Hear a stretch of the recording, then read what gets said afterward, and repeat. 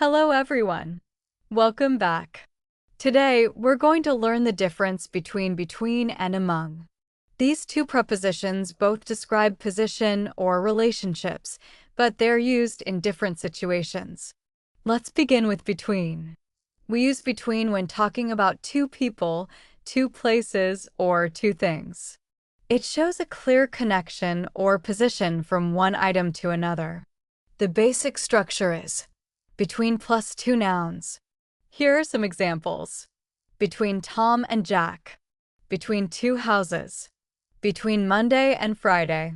In each example, there are only two people, places, or things. Now let's look at among.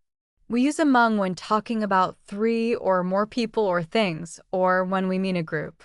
The structure is among plus group. For example, among friends, among the students, among the trees.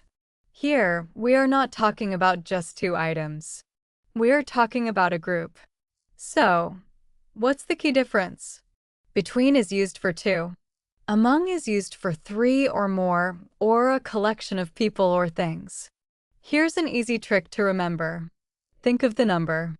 If there are two, use between. If there is a group, use among. Let's compare two sentences. She sat between her parents. Her parents are two people. Now listen to this. She sat among her classmates. Her classmates are a group. Let's practice together. Which is correct? The cat is between the two chairs. That's right. There are only two chairs. Now try this one. The bird is among the trees.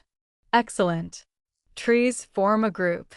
Keep this simple rule in mind. Between means two. Among means many. The more you practice, the more natural these words will become.